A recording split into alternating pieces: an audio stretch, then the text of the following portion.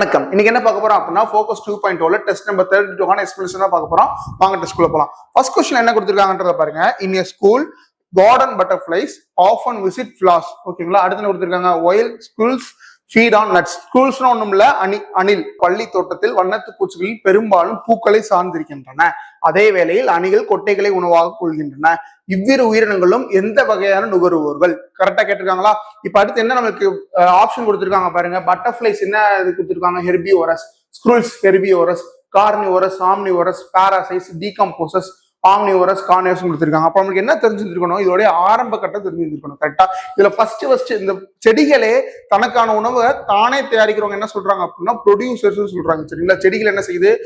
சன்லைட்டோட உதவினாலையும் water ஆக்சிஜனோட உதவினாலையும் photosynthesis பண்ணி தனக்கான உணவை தானே தயாரித்துக் கொள்கிறதா? இவங்கள எது கீழே வராங்க அப்படின்னா ப்ரொடியூசர்ஸ் கீழே வராங்க. சரிங்களா?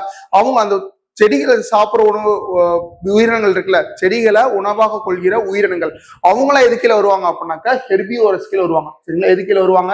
ஹெர்பிவோரஸ் கீழே வருவாங்க. அதை தமிழ்ல என்ன சொல்லுவாங்க அப்படின்னா தாவர உண்ணிகள் சொல்லுவாங்க. என்னன்னு சொல்றாங்க? தாவர உண்ணிகள். ஓகேங்களா? தாவரம் தனக்கு தானே ஃபுட்டை ரெடி பண்றதுனால உணவு தயாரிப்பாளர்கள், அதாவது ப்ரொடியூசர்ஸ் சொல்றாங்க. அந்த ப்ரொடியூசர்ஸ ஃபர்ஸ்ட் கேட்டகரியான உயிரினங்கள் சாப்பிடுறது இல்ல, அதெல்லாம் என்ன சொல்றாங்க அப்படின்னா தாவர உயிரினங்கள் சொல்லுவாங்க. அதுதான் ஆங்கிலத்துல ஹெர்பிவோரஸும் பிடிக்கும். ஓகே, இந்த ஹெர்பிவோரஸை சாப்பிடக்கூடிய அனிமல்ஸ் இருக்கும்ல, செடிட்டு இருந்து இப்ப எங்க போயிருச்சு அப்படின்னா அணிலுக்கு போயிருச்சு. இப்ப அணில ஏதாவது சாப்பிடும்ல, அதெல்லாம் எதுக்கு சொல்லுவாங்க அப்படின்னாக்க கார்னிவோரஸ் சொல்லுவாங்க. அதெல்லாம் என்ன சொல்றாங்க? கார்னிவோரஸ். ஃபார் எக்ஸாம்பிள், அந்த அணில வந்து பாம்பு சாப்பிடுச்சு அப்படின்னா அந்த ஸ்னேக் எது கீழே வந்துடும் அப்படின்னா கார்னிவோரஸ் கீழே வந்துடும். ஓகேங்களா? திருப்பி இந்த கார்னிவோரஸ் என்ன ஆகும் அப்படின்னா மண்ணில் போய் மக்க ஆரம்பிச்சிடும். அப்படிதானே? அப்ப அந்த ஃபங்கை பாக்டீரியாலாம் அந்த பாம்போடைய உறுப்பு வந்து சாப்பிட ஆரம்பிக்குமா? அதெல்லாம் என்ன சொல்லுவாங்க அப்படின்னாக்கா டீகம்போஸ்ன்னு சொல்லுவாங்க. என்னன்னு சொல்றாங்க? டீகம்போஸ்ன்னு சொல்றாங்க. ஆம்னிவோரஸ் என்ன சார் அப்படின்னு கேட்டீங்கன்னா அவங்க வந்து தாவர உண்ணிகளாகவும் இருப்பாங்க, விலங்குண்ணிகளாகவும் இருப்பாங்க. சரிங்களா? தாவர உண்ணிகளாகவும் இருப்பாங்க, விலங்குண்ணிகளாகவும் இருப்பாங்க. மேபி ஹெர்பிவோரஸ் ஆர் கார்னிவோரஸ், இது ரெண்டுமே சேர்ந்தது என்ன சொல்றோம்னா ஆம்னிவோரஸ். இப்போ ஹியூமன்ஸ்லாம் எந்த கேட்டகரியில வருவாங்க அப்படின்னாக்கா ஆம்னிவோரஸ் கேட்டகரியில வருவாங்க. புரிஞ்சுச்சு என்னென்ன கான்செப்ட்னு? அப்ப இது ஈஸியா ஆன்சர் பண்ணிடலாமா? வண்ணத்து பூச்சிகள் என்ன செய்யும்? தாவர உண்ணிகள். கரெக்ட். அடுத்த அணில்கள், அவங்களும் தாவர உண்ணிகள் தான். கரெக்ட். ரெண்டு ஆப்ஷனுமே correct. Option B, sorry option A. ஓகேங்களா? Option A. அடுத்து போலாமா? அடுத்த கேள்வி என்ன கொடுத்திருக்காங்க பாருங்களேன். the principal function of plasma membrane. plasma membrane முதல் வேலை என்ன? பிளாஸ்மா மெம்பரின் முதன்மையான செயல்பாடு என்ன? அது கேள்வி. பிளாஸ்மா மெம்பரின்றது எங்க இருக்கும்? ஒரு செல்லுல வெளிப்புறத்துல இருக்கும். அப்படின்னா செல்லோட வெளிப்புறத்துல இருக்கிறத அந்த பிளாஸ்மா மெம்பரைன் அப்படின்னு சொல்லுவோம். அதாவது செல் சவ்வு அல்லது பிளாஸ்மா மெம்பரைன், பிளாஸ்மா சவ்வு, இந்த மாதிரி பேர்கள்ல அழைப்போம். கரெக்டுங்களா? இந்த அதே இது தாவர செல்லா இருந்தா என்ன இருக்கும் அப்படின்னா செல் வால் இருக்கும், அதுக்கப்புறம் தான் பிளாஸ்மா மெம்பரைன் இருக்கும். கரெக்ட் தானே? தாவர செல்லா இருந்தது அப்படின்னா அவுட்டர் லேயர்ல செல் வால் அப்படின்றது, செல் சுவர் இருக்கும். சரிங்களா? இப்ப இந்த செல் பிளாஸ்மா மெம்பரைன் செல் சவ்வு என்ன செய்யுது அப்படின்னா இன்னொரு செல்ல இருந்து பக்கத்து செல்லுக்கு வரக்கூடிய அந்த பொருட்கள் இருக்குல்ல, எந்த செல்லுக்கு எவ்வளவு பொருள் தேவைப்படும், ஃபார் எனர்ஜியா இருக்கலாம், இதெல்லாம் யாரு கண்ட்ரோல் பண்றா அப்படின்னா இந்த பிளாஸ்மா மெம்பரைன் கண்ட்ரோல் பண்றாங்க. சரிங்களா? இதே செல் சுவர் என்ன பண்ணும் அப்படின்னா ஒரு ரிஜிட் பாடி, ஒரு திடத்தன்மையை கொடுக்கும் செல்லுக்கு. அதே மாதிரி உள்ள இருந்து யாரையுமே வெளியே விடாது, வெளியில இருந்து யாரையுமே உள்ள விடாது. இதெல்லாம் யார் பண்ணும் அப்படின்னா செல் சுவர் பண்ணும். இதே செல் சவ்வு, இந்த பிளாஸ்மா மெம்பரைன் என்ன பண்ணும் அப்படின்னா பக்கத்து இங்க ஒரு செல் இருக்கும், பக்கத்துல ஒரு செல் இருக்கும் இல்லையா, இந்த ரெண்டு செல்லுக்கும் இடையில் உள்ள பொருட்களை மாத்துறது, இந்த பொருளை மாத்தலாமா வேணாமா, இதெல்லாம் இந்த கண்ட்ரோல் யார் பண்ணுவோம் அப்படின்னா இந்த பிளாஸ்மா மெம்பரைன் பண்ணுவாங்க. அப்ப பாக்குறதுங்க என்ன ஆப்ஷன் போடலாம்? ஆப்ஷன் ஏ என்ன கொடுத்திருக்காங்க பாருங்களேன். செல்லுக்குள் மற்றும் செல்லுக்கு வெளியே பொருட்களின் நகர்வை கட்டுப்படுத்துவது. கரெக்டா? பொருட்கள் நகர்வை கட்டுப்படுத்துவது, இதையா ஆட் பண்றா? பிளாஸ்மா மெம்பரைன் பண்றாங்க. ஆப்ஷன் ஏ தான். சரிங்களா? அடுத்து என்ன கொடுத்திருக்காங்க பாருங்க, லைட்டா பாத்துலாமா? செல்லின் மரபணு பொருட்களை சேமித்து store the cells genetic material. இந்த வேலை யாரு பாப்பா? டிஎன்ஏ பார்க்கும். சரிங்களா? டிஎன்ஏ இருக்குல்ல, இதுதான் என்ன செய்யும் அப்படின்னா செல்லினுடைய மரபணு பொருட்களை சேமிச்சுக்கிறது யாருன்னா டிஎன்ஏ. சரிங்களா? டிஎன்ஏ எங்க இருக்கும்? குரோம் பிளாஸ்ட்ல இருக்கும், மைட்டோகாண்ட்ரியால இருக்கும். அடுத்தது படிப்போம். சரிங்களா? அடுத்து என்ன கொடுத்திருக்காங்க? ஏடிபி உற்பத்திக்கான செயல்படி. இந்த ஏடிபி எங்க உற்பத்தி ஆகும்? மைட்டோகாண்ட்ரியால உற்பத்தி ஆகும். கரெக்ட் தானே? ஏடிபி எங்க உற்பத்தி ஆகும்? மைட்டோகாண்ட்ரியால உற்பத்தி ஆகும். அடுத்து உறுதியான ஆதாரத்தை அளித்து செல் வீங்குவதை தடுப்பது. இந்த யாரு பாப்பா அப்படின்னா செல் சுவர், செல் வால் தான் இந்த வேலையை பார்க்கும். பாத்தீங்களா? ஒரு ஆப்ஷன்ல ஒரு கொஸ்டின்ல இருந்து 4 ஆப்ஷனுக்கும் ஒரு கண்டென்ட் படிச்சு வச்சிருக்கீங்க. தெளிவோட பாத்துருங்க. அடுத்த கேள்வி போலாமா? Where does the oxygen rich blood, oxygen நிறைந்த ரத்தம் லங்ஸ்ல இருந்து எதன் வழியாக இருதயத்துக்கு கொண்டு வரப்படுகிறது? அதுக்கு எங்க இருந்து? லங்ஸ்ல இருந்து எங்க வருதா? இருதயத்துக்கு வருதா. சரிங்களா? அந்த கான்செப்ட் உங்களுக்கு ஞாபகத்துல வச்சுக்கோங்க. ஹியூமன் ஹார்ட்டோட மாடல், ஓகேங்களா? இப்படிதான் இருக்கும். நம்ம இதுல என்னென்ன பார்க்கணும் அப்படின்னா, பிளட் எப்படி சர்க்குலேட் ஆகுது அப்படின்றத பாத்துக்கணும். சரிங்களா? ஃபார் எக்ஸாம்பிள் ஃபர்ஸ்ட் வந்து பாக்கணும், அப்ப சுப்பீரியர் வீனாக்காவா இன்ஃபீரியர் வீனாக்காவான்னு இருக்கும். இது ரெண்டு மூலியமா தான் பிளட் ஆனது உள்ள ஹார்ட்டுக்குள்ள என்ட்ரி ஆகும். சரி, நம்ம இருதயத்துக்கு மேல இருக்க பார்ட்ஸ்ல இருந்து பிளட் ஃபுல்லா எங்க வரும் அப்படின்னா, அந்த கெட்ட ரத்தம் இருக்குல்ல, அது ஃபுல்லா எது வழியா உள்ள வரும் அப்படின்னா இந்த சுப்ரியர் வீனாக்காவா வழியா வரும். சரிங்களா? வெயின்ஸ் இருக்குல்ல, வெயின்ஸ் தான் என்ன செய்யும்? சிறைகள், அதுதான் என்ன செய்யும் அப்படின்னா கெட்ட ரத்தத்தை ஃபுல்லா கொண்டு வரும். கரெக்டா? மத்த உடம்புல இருக்க மத்த பகுதியில இருந்து கெட்ட ரத்தத்தை ஃபுல்லா இருதயத்துக்கு எது எடுத்துட்டு வரும்? வெயின்ஸ் எடுத்துட்டு வரும், சிறைகள் எடுத்துட்டு வரும். அது எங்க எடுத்துட்டு வரும் அப்படின்னாக்கா அந்த சுப்ரியர் வீனாக்காவா வழியா உள்ள வரும். சரிங்களா? இதே இது இருதயத்துக்கு கீழே இருக்கக்கூடிய பார்ட்ஸ்ல இருந்து இந்த ரத்தம் ஃபுல்லா எது வழியா உள்ள என்ட்ரி ஆகும்னா இந்த இன்ஃபீரியர் வீனாக்காவா வழியா உள்ள என்ட்ரி ஆகும். சரிங்களா? இந்த என்ட்ரியார் ஃபர்ஸ்ட் பிளட் எங்க போய் ஸ்டோர் உள்ள தங்கம் அப்படின்னா இந்த ரைட் ஆர்ட்ரியம்குள்ள போகும். சரிங்களா? உள்ள வரது எங்க வருது? ஃபர்ஸ்ட் என்ட்ரி ஆகுது ரைட் ஆர்ட்ரியம்குள்ள போகுது. சரிங்களா? ரைட் ஆர்ட்ரியம்ல இருந்து அடுத்து எங்க போகும் அப்படின்னா ரைட் வென்ட்ரிக்கல் வழியா போகும். சரிங்களா? எங்க போகுது? ரைட் வென்ட்ரிக்கல் வழியா போகுது. குழப்பாம இருக்கிறதுக்கு என்ன நாத்துல வச்சுக்கோ அப்படின்னா, ரைட் நம்மளுக்கு ரைட் சைடு இருக்கு அப்படின்னு நாத்துல வச்சுக்கோங்க. ரைட்டு இங்கிட்டு லெஃப்ட் நாத்துல வச்சுக்கலாமா? மேல இருக்க ஏ ஃபுல்லா அழைக்கிறவங்க. சரிங்களா? ஏன்னா உள்ள வர்றது ஏ பி ஃபர்ஸ்டா தானே வரும், ஏ லாஸ்டா தானே வி வரும். கரெக்டா? அந்த ஆர்டர் அப்படி வச்சுக்கோ. அப்ப மேல ஆர்ட்ரியம் இருக்கும், கீழே வென்ட்ரிகல் இருக்கும் வச்சுக்கோ. சரிங்களா? அப்பனா உங்களுக்கு படம் குழப்பாது. சரிங்களா? இப்போ ஃபர்ஸ்ட் எங்க வந்துருது? பிளட் ஃபுல்லாவே ரைட் ஆர்ட்ரியம் வந்துடும். ஓகேங்களா? அதுக்கப்புறம் எங்க போயிரும்னாக்கா கீழே வென்ட்ரிகல், ரைட் வென்ட்ரிகல் போயிடும். இங்க இந்த ரைட் வென்ட்ரிகல் இருந்து தான் பிளட் வந்து எங்க டிரான்ஸ்பர் ஆகும் அப்படின்னா லங்ஸுக்கு போகும். எங்க போகும்? லங்ஸுக்கு போகும். அப்போ ஹார்ட்ல இருந்து லங்ஸுக்கு பிளட் எடுத்துட்டு போற பைப் இருக்குல்ல, அந்த பைப் என்ன சொல்லுவாங்க அப்படின்னா பல்மனரி ஆர்டரின்னு சொல்லுவாங்க. என்னன்னு சொல்லுவாங்க? பல்மனரி ஆர்டரின்னு சொல்லுவாங்க. சரிங்களா? தமிழ்ல என்ன சொல்லுவாங்கன்னாக்கா ஆர்டரி அப்படின்னா தமனின்னு சொல்லுவாங்களா, பல்மனரி ஆர்டரி அப்படின்னாக்கா நுரையீரல் தமனின்னு சொல்றாங்க. என்னன்னு சொல்றாங்க? நுரையீரல் தமனின்னு சொல்றாங்க. சரிங்களா? இங்க போய் லங்ஸ்ல போய் அங்க கேஸ் எக்ஸ்சேஞ்ச் நடந்து பியூரிஃபிகேஷன் ஆகி திரும்பி உள்ள வரும்ல, அது எது வழியா வரும் அப்படின்னாக்கா பல்மனரி வெயின்ஸ். சரிங்களா? ஓகேங்களா? எது வழியா உள்ள வருது? பல்மனரி வெயின்ஸ் மூலியமா உள்ள வருது. ஓகேங்களா? தமிழ்ல பல்மனரி வெயின்ஸ் அப்படின்னா என்ன சொல்லுவாங்க அப்படின்னாக்கா நுரையீரல் சிறைன்னு சொல்றாங்க. என்னன்னு சொல்றாங்க? நுரையீரல் சிறை. நல்லா கவனிச்சுக்கோ.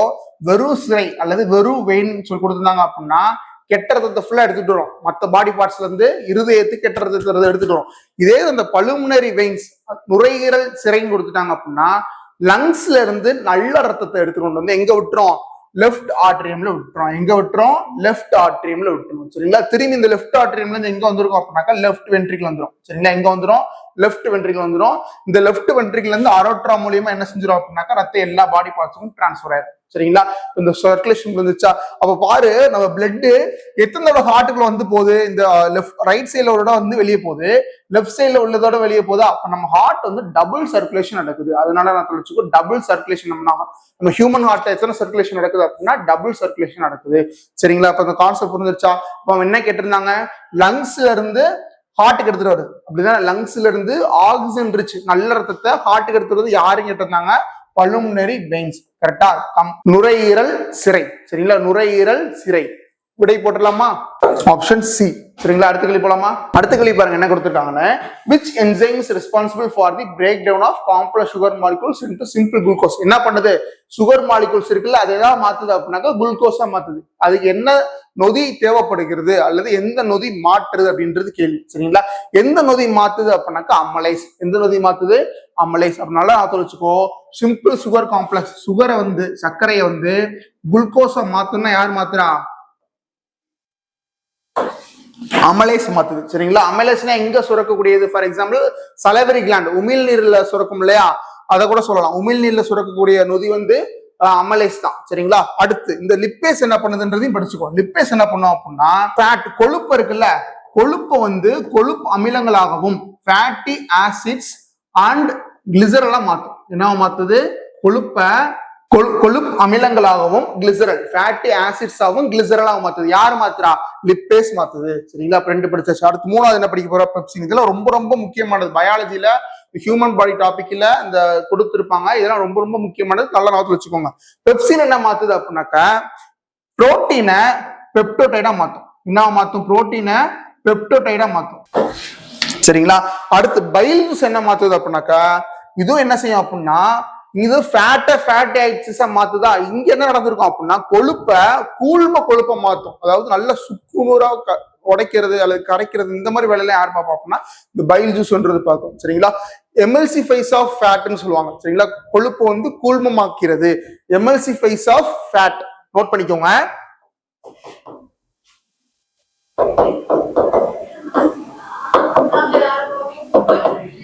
சரிங்களா, எமல்சிஃபைஸ் ஆஃப் ஃபேட். அப்புறம் ஒரு கொஸ்டின்ல இருந்து 4 படிச்சாச்சு. என்ன படிச்சாச்சு? இங்க என்ன கேட்டிருந்திருக்காங்க? சுகர் மாலிகூல்ஸை குளுக்கோஸா மாத்துறது யாரு? ஆங்கிலத்துல, தமிழ்ல பாருங்க, சர்க்கரை மூலக்கூறுகளை எதா மாத்துறதா? குளுக்கோஸா மாத்துறது எந்த நொதின்னு கேட்டிருக்காங்க. கரெக்டா, இது எந்த நொதி? அதை நாத்துல வச்சுக்கணும் ஃபர்ஸ்ட். அது எந்த நொதி? அமலேஸ். சரிங்களா, அது எந்த நொதி? அமலேஸ். அடுத்து என்ன கொடுத்துருக்கோம்? அடுத்து என்ன படிச்சிருக்கோம்? ஆப்ஷன் ஏல லிப்பேஸ் இருக்கு. அது என்ன மாத்துது? கொழுப்பு வந்து கொழுப்பு அமிலங்களாகவும் கிளிசரலாகவும் மாத்துது. ஃபேட் வந்து எப்படி மாத்துது? ஃபேட்டி ஆசிட்ஸ் அண்ட் கிளிசரலா மாத்துது. அடுத்து 3வது என்ன கொடுத்துருக்காங்க? பெப்சின். பெப்சின் என்ன பண்ணுது? புரோட்டீனை பெப்டோடைடா மாத்துது. என்ன மாத்துது? புரோட்டீனை பெப்டோடைடா மாத்துது.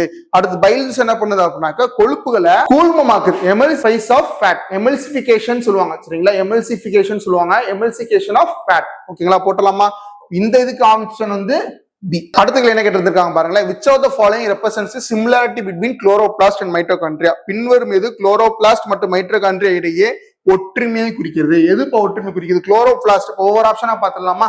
ஃபர்ஸ்ட் ஆப்ஷன் கொடுத்திருக்காங்க both perform photosynthesis. போட்டோசிந்தசிஸ்க்கு குளோரோபிளாஸ்ட் உதவும், கரெக்ட் தான். ஆனா மைட்டோகாண்ட்ரியான்றது குறிப்பிட்ட தகுந்த வேலையை பார்க்காது. சரிங்களா, அப்ப ஆப்ஷன் ஏ வராது. அடுத்து என்ன கொடுத்திருக்காங்க? both perform respiration. மைட்டோகாண்ட்ரியால ரெஸ்பிரேஷன் நடக்கும், கரெக்ட். ஆனா எங்க நடக்காது? குளோரோபிளாஸ்ட்ல அதோட ரெஸ்பிரேஷன் நடக்காது. அப்ப என்ன வராது? ஆப்ஷன் பி வராது. ஆப்ஷன் சி என்ன கொடுத்திருக்காங்க பாருங்க. both possess their own DNA and 70s ribosome. அதுக்குன்னு தனித்தனியா என்ன இருக்கா? ரிபோசோம் இருக்கா. அதே மாதிரி டிஎன்ஏவும் இருக்கு அப்படின்றாங்க. Option correct. சரிங்களா, அந்த மைட்டோகாண்ட்ரியாவா இருக்கட்டும் குளோரோபிளாஸ்டா இருக்கட்டும் ரெண்டுத்துக்குமே தன்னகத்தே அது என்ன செஞ்சிருக்கோம் அப்படின்னா தனித்தனியா டிஎன்ஏ அண்ட் ரிபோசோம் இருக்கும். சரிங்களா, அடுத்த ஆப்ஷன் பார்த்துலாமா? அடுத்த ஆப்ஷன் போத் ஆஃப் குளோரோஃபில் கொடுத்திருக்காங்க. குளோரோஃபில் எங்க மட்டும்தான் இருக்கும்? குளோரோபிளாஸ்ட்ல மட்டும்தான் இருக்கும். சரிங்களா, இப்ப இந்த இதெல்லாம் நீ படிச்சுக்கணும். போட்டோசிந்தசிஸ் நடைபெறதுக்கு எது சார் ரொம்ப முக்கியம்? குளோரோபிளாஸ்ட் ரொம்ப முக்கியம், படிச்சுக்கோங்க. ரெஸ்பிரேஷன் எங்க நடக்கும்? மைட்டோகாண்ட்ரியால ரெஸ்பிரேஷன் நடக்கும், படிச்சுக்கோங்க. போத் ஆஃப் குளோரோஃபில் கொடுத்திருக்காங்க, தவறான விடை. ஆனா குளோரோஃபில் எங்க இருக்கும் அப்படின்னா குளோரோபிளாஸ்ட்ல இருக்கும், படிச்சுக்கோங்க. படிச்சிடலாமா? ஓகே, இதுக்கான விடை வந்து என்னது? Option C. போலாமா? அடுத்த கேள்வி போலாமா? அடுத்த கேள்வி பாருங்க. in a genetic lab a fertilized human embryo is found to have XX chromosome. தமிழ்ல என்ன கொடுத்திருக்காங்க பாருங்க. மரபியல் ஆய்வகம் ஒன்றில் கருவுற்ற மனித கருவில் XX குரோமோசோம்கள் இருப்பது கண்டறியப்படுகிறது. பின்வருவற்றுள் எது சரியானது? XX குரோமோசோம் இருந்தாலே என்ன இது ஃபார்ம் ஆயிருந்தும் உனக்கு தெரியும். பாத்துருமாவனா? அக்கரு ஒரு பெண் குழந்தையாக வளரும். அடுத்து என்ன கொடுத்திருக்காங்க? அக்கருவில் ஒரு கூடுதல் ஒய் குரோமோசோம் உள்ளது. அந்த மாதிரி ஏதாவது சொல்லியிருக்காங்களா? கூடுதல் ஒய் குரோமோசோம் அந்த மாதிரி தான் பேசியிருக்கா? இல்ல. என்னது? ஆப்ஷன் வராது. ஆனா ஆப்ஷன் ஏ கரெக்ட் தான். XX இருந்தா அங்க என்ன வளரும்? அந்த குழந்தை எப்படி வளரும் அப்படின்னா பெண் குழந்தையாக வளரும். சரிங்களா, இன்கேஸ் XY குரோமோசோம் இருந்தா தான் என்ன வளரும் அப்படின்னா ஒரு ஆண் குழந்தையா வரும். இந்த ஒய்யை டிட்டர்மின் பண்றது யார் தான் டிட்டர்மின் பண்ணுவா அப்படின்னா ஃபாதர் தான் டிட்டர்மின் பண்ணுவாங்க. சரிங்களா, ஆப்ஷன் சி என்ன கொடுத்திருக்காங்க பாருங்க. இந்த embryo will become human male வளருமா? இல்ல. எக்ஸ் ஒய் இருந்தா மட்டும்தான் மெயில் வளரும், அப்ப வளராது. அடுத்து என்ன கொடுத்திருக்காங்க? இந்த எம்ப்ரோ லேக்ஸ் செக்ஸ் குரோமோசோம். அந்த எம்ப்ரோல செக்ஸ் குரோமோசோம் இல்லைன்னு கொடுத்திருக்காங்க, அதுவும் தவறான விடை. எது சரியானது? Option A. சரிங்களா, அடுத்த கேள்வி போலாமா? அந்த ரியாக்டிவிட்டி சீரிஸ் எப்படி வரும்? பொட்டாசியம், சோடியம், கால்சியம் இந்த மாதிரி வருமா? கீழே யார் இருப்பாங்க அப்படின்னா சில்வர், கோல்டுலாம் கீழே இருப்பாங்க. அப்படிதான் இங்க என்ன கேட்டிருக்காங்க? ஹையஸ்ட் எது? ஹையஸ்ட் கேட்டிருக்காங்க. என்ன வந்திருக்கலாம்? பொட்டாசியம் சோடியம்ல தான் ஆரம்பிக்கும். ஆப்ஷன் ஏல என்ன கொடுத்திருக்காங்க? சோடியம் கொடுத்திருக்காங்க. அப்ப ஏழுக்கு விடை ஏ, ஆப்ஷன் ஏ. அடுத்த கேள்வி போலாமா? 8வது கேள்வி என்ன கேட்டிருக்காங்க பாருங்களேன். பெர்லியம் என்பது டேஸுடன் மிகவும் ஒத்திருக்கிறது. Beryllium is very similar to எதோக்கு சிமிலரா இருக்குன்னு கேட்டிருக்காங்க. சரி, ஆப்ஷன் கொடுத்திருக்காங்க. Aluminium, zinc, radon, lithium. இதுல எது கீழே வந்துடும் அப்படின்னா டயகனல் ரிலேஷன்ஷிப். என்ன எது கீழே வருது? Diagonal relationship. ஃபார் எக்ஸாம்பிள் நம்ம பீரியாடிக் டேபிள் இருக்கும், அதை பார்க்கலாம் ஃபர்ஸ்ட். இதுல பாருங்களேன், லித்தியம் வந்து எதுக்கு மேட்ச் ஆகுது அப்படின்னாக்கா மெக்னீசியம்க்கு சிமிலரா இருக்கு. அப்படிதானே? டயகனல் ரிலேஷன்ஷிப்ல லித்தியம் வந்து மெக்னீசியம்க்கு சிமிலரா இருக்கு. அடுத்து என்ன கொடுத்திருக்காங்க? பெர்லியம். பெர்லியம் எதுக்கு சிமிலரா இருக்கு? அலுமினியம்க்கு சிமிலரா இருக்கு. அதே மாதிரி போரான் எதுக்கு சிமிலரா இருக்கு? சிலிக்கானுக்கு சிமிலரா இருக்கு. கரெக்டா? அப்போ ஒவ்வொன்றும் இதுக்கு இந்த மாதிரி சிமிலரா இருக்கு என்ன சொல்றாங்க அப்படின்னா டயகனல் ரிலேஷன்ஷிப்னு சொல்றாங்க. சரிங்களா, அப்ப பெர்லியம் எதுக்கு சிமிலரா இருக்கும்? அலுமினியமுக்கு சிமிலரா இருக்கும். போட்டலாமா ஆன்சர்? Option A. சரிங்களா, அடுத்த கேள்வி போலாமா? அடுத்த கேள்வி பாருங்க. Atomic radius of potassium is dash that of sodium. Sodium உடையதையும் பொட்டாசியமோட அட்டாமிக் ரேடியஸை கம்பேர் பண்ணி கேட்டிருக்காங்க. கரெக்டுங்களா? ஒரு டேபிள் எடுத்துக்கிட்டோம் அப்படின்னா அட்டாமிக் பீரியாடிக் டேபிள்ல அட்டாமிக் ரேடியஸ்ன்றது எப்படி மேல இருந்து கீழே வரும்போது கூடும், அதே மாதிரி லெஃப்ட் டு ரைட் வரும்போது கூடும். அப்படி படிச்சிருக்கோம், நான் இருக்கா? ஒரு பீரியாடிக் டேபிள் எப்படி இருந்திருக்கும் அப்படின்னா, அட்டாமிக் ரேடியஸ் என்பது அட்டாமிக் ரேடியஸ் எப்படி இருக்கும் அப்படின்னா, லெஃப்ட் ரைட்ல இருந்து லெஃப்ட் வந்தீங்க அப்படின்னாலும் அதோட சைஸ் கூடும். அதே மாதிரி மேல இருந்து கீழே போனாலும் என்ன நடந்திருக்கும் அப்படின்னா அதோட சைஸ் இன்க்ரீஸ் ஆகும். இது நம்ம படிச்சிருந்திருப்போம், அப்படிதானே? இப்ப அங்க என்ன நடந்திருக்குன்னு பாருங்க. அங்க என்னென்ன கொடுத்துருக்காங்க, அதுக்கு அட்டாமிக் நம்பர் நம்மளுக்கு தெரிஞ்சிருந்தா நம்ம ஈஸியா போட்டுடலாம், அப்படிதானே? அட்டாமிக் நம்பர் தெரிஞ்சிருந்தா ஈஸியா போட்டுடலாம். பொட்டாசியமோட அட்டாமிக் நம்பர் வந்து 19, கரெக்டா? அடுத்து சோடியமோட அட்டாமிக் நம்பர் வந்து என்னது? 11. அப்ப எப்படி இருந்திருக்கும்? மேல் லைன்ல சோடியம் வந்திருக்கும், கீழே லைன்ல பொட்டாசியம் வந்திருக்கும், கேன்னு கொடுத்துருப்பாங்க லெட்டர். அப்ப கீழே போக என்ன நடந்திருக்குன்னு சொல்லி படிச்சிருந்தீங்க, அதனுடைய அட்டாமிக் ரேடியஸ்ன்றது கூடும் அப்படின்றத படிச்சிருந்தீங்களா? அதுதான் இங்க போட போறோம். கிரேட்டர் தன் சோடியம், ஓகேங்களா? கிரேட்டர் தன் சோடியம் போட்டலாமா? இந்த அட்டாமிக் ரேடியஸ் கண்டுபிடிக்கிறதுக்கு நீங்க 2 3 விஷயங்கள் படிச்சிருக்கணும். அதோட அட்டாமிக் நம்பர் படிச்சிருக்கணும். அட்டாமிக் ரேடியஸ் என்பது ஒரு பீரியாடிக் டேபிள்ல எங்க இருந்து எந்த சைடு போனா கூடுது குறையுது அப்படின்றத படிச்சு வச்சுக்கோ, சரிங்களா? அடுத்து போலாமா? 10வது என்ன கேட்டிருக்காங்க பாருங்க. Based on the concept of electrical resistance, சரிங்களா? how conductors, resistors and insulators primarily differentiated. தமிழ்ல என்ன கொடுத்திருக்காங்க? மின் எதிர்ப்பு கருத்தியலின் அடிப்படையில் கடத்திகள், மின்தடைகள் மற்றும் காப்பான்கள் முதன்மையாக எவ்வாறு வேறுபடுத்தப்படுகின்றன அப்படி கேட்டிருக்காங்க. எதை பேஸ் பண்ணி சொல்லிட்டாங்க அப்படின்னா மின் எதிர்ப்பு, ரெசிஸ்டன்ஸ் பேஸ் பண்ணி சொல்லுங்க அப்படின்னு இருக்காங்க, சரிங்களா? சொல்லிடலாமா? ஃபர்ஸ்ட் ஆப்ஷன் என்ன கொடுத்திருக்காங்க? மின்னோட்டத்தின் போது வெப்பத்தை உருவாக்கும் அவற்றின் திறனை பொறுத்து அப்படின்னு நடந்திருக்குமா? வெப்பத்தெல்லாம் உருவாக்காது. அங்க என்ன நடந்திருக்கும் அப்படின்னா ஆப்ஷன் சி என்ன கொடுத்திருக்காங்க பாருங்க. by the ease or difficulty with which they allow the flow of electric charge. என்ன செய்யும் அப்படின்னா எவ்வளவு எலக்ட்ரிக் சார்ஜ் ஃப்ளோ ஆகும் அப்படின்றத யார் அலோவ் பண்ணுவோம் அப்படின்னா இந்த கண்டக்டர்ஸோ இன்சுலேட்டரோ ரெசிஸ்டன்ஸோ அலோவ் பண்ணும், சரிங்களா? எவ்வளவு எலக்ட்ரிக் சார்ஜ் போகணுன்றதை யார் அலோவ் பண்ணுவா? கண்டக்டர்ஸ், இன்சுலேட்டர்ஸ், அதே மாதிரி ரெசிஸ்டன்ஸ் அலோவ் பண்ணும், சரிங்களா? ஒவ்வொன்றுக்கு என்னென்ன வித்தியாசம்? இப்போ கண்டக்டர்னா என்ன வித்தியாசம் பார்த்திருப்போம். கண்டக்டர்ஸ் என்ன பார்த்திருப்போம் அப்படின்னாக்கா, ஃபார் எக்ஸாம்பிள் அங்க என்ன வந்திருக்கும்? இருக்கையில பெஸ்ட் கண்டக்டர் என்ன? சில்வர்னு பார்த்திருப்போம், கரெக்டுங்களா? சில்வர். ஹெச்ஜின்ற லெட்டர் டெவலப் பண்ணுவோமா? சில்வர். அடுத்து யார் வந்துருவா? காப்பர், சியூன்னு வரும், சரிங்களா? அயன். இதுங்கெல்லாம் எங்க வந்துருவாங்க அப்படின்னா பெஸ்ட் கனெக்டர்ஸ்ல வந்துருவாங்க, சரிங்களா?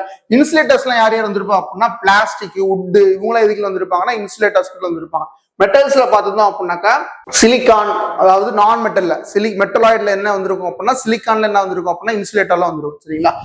ரெசிஸ்டர் என்ன அர்த்தம் அப்படின்னா நம்ம ஒரு டிவைஸ் வச்சு என்ன செய்யறோம் அப்படின்னா இவ்வளவு எலக்ட்ரிக் ஃப்ளோ தான் போகணும் அப்படின்றத கண்ட்ரோல் பண்ற மாதிரி, சரிங்களா? இப்போ மூணுமே என்ன செய்யுது அப்படின்னாக்க எவ்வளவு எலக்ட்ரிக் சார்ஜ் போகணும் போகக்கூடாது அப்படின்றத அலோவ் பண்றது யார் பண்றாங்க அப்படின்னா இந்த 3 பண்றாங்க, சரிங்களா? இதுதான் எதுல கொடுத்துருக்காங்க? ஆப்ஷன் சில கொடுத்துருக்காங்க. அதுக்கான இதனால விடை என்ன அப்படின்னா ஆப்ஷன் சி, ஓகேங்களா? புரியுதா? அடுத்த கேள்வி போலாமா? The plaster of Paris is prepared by heating which of the following? எதை ஹீட் பண்றதுனால இந்த plaster of Paris வருதுன்னு கேட்டிருக்காங்க, சரிங்களா? இந்த plaster of Paris ஓட ஃபார்முலா என்ன அப்படின்னா CaSO4 plus half H2O, சரிங்களா? CaSO4 into half H2O. இதான் எதோட ஃபார்முலா? பிளாஸ்டர் ஆஃப் பாரிஸோட ஃபார்முலா, சரிங்களா? இதே CaSO4 இன்னொன்னுக்கு ஃபார்முலாவா இருக்கும். அது எது அப்படின்னா ஜிப்சம். ஜிப்சம்க்கு என்ன ஃபார்முலா இருக்கும்னா CaSO4 2H2O, சரிங்களா? அப்ப இங்க 2 வாட்டர் மாலிகுலா இருக்குது, அங்க என்ன குறைஞ்சிருச்சு? ஆஃப் வாட்டர் மாலிகுலா குறைஞ்சிருச்சு. ஏன் குறைஞ்சிருச்சு அப்படின்னா நம்ம ஹீட் பண்ணிருப்போம், 100 டிகிரி செல்சியஸ்ல ஹீட் பண்ணி இருந்திருப்போம், சரிங்களா? அப்ப எந்த மெட்டீரியல் நம்ம ஹீட் பண்றோம்? அப்ப இதுக்கான விடை என்ன? ஜிப்சம், ஆப்ஷன் ஏ, ஓகேங்களா? போலாமா? அடுத்த கேள்வி போலாமா? 1 atmospheric pressure is equal to எவ்வளவு படிச்சிருப்போம்? ஸ்டாட்டிக் கண்டென்ட் தான் 1.01 into 10 power of 5 பாஸ்கல் படிச்சிருப்பேன், கரெக்டா? 10 power of 5 பாஸ்கல் படிச்சிருப்பீங்க, ஓகேங்களா? ஒரு சில இடங்கள் என்ன கொடுத்திருப்பாங்க அப்படின்னா கிலோ பாஸ்கல்ல கொடுத்திருப்பாங்க. கிலோ பாஸ்கல்ல கொடுக்கும் போது இங்கே கிலோனா 1000 அங்க வந்துருச்சா, யூனிட் வந்ததுனால இங்க என்ன எழுதுவோம் அப்படின்னா 1.01 into 10 power of 2 பாஸ்கல் எழுதுவோம், சரிங்களா? எனக்கு வந்து கவனமா போடணும். அப்ப இதுக்கு என்ன விடை? 1.01 into 10 power of 5 pascal, option C, சரிங்களா? இதே 1 atmospheric pressure, சரிங்களா? 1 atmospheric pressure equal to என்ன வந்திருக்கும் அப்படின்னா 760 mmHg. 760 mmHg. mmHg நான் வருது. அந்த mmHg எதுக்கு யூனிட்? நம்ம பாடிக்கு எல்லாம் பிரஷர் பார்ப்போம்ல, அங்க பாத்தீங்கன்னா யூனிட் என்னவா இருந்திருக்கும் அப்படின்னா mm/Hg இருந்திருக்கும், சரிங்களா? இது இன்னொரு வார்த்தை என்ன சொல்லுவாங்க அப்படின்னா டார்ன்னு சொல்லுவாங்க. நோட் பண்ணிக்கோங்க, இதெல்லாம் ரொம்ப முக்கியமானது.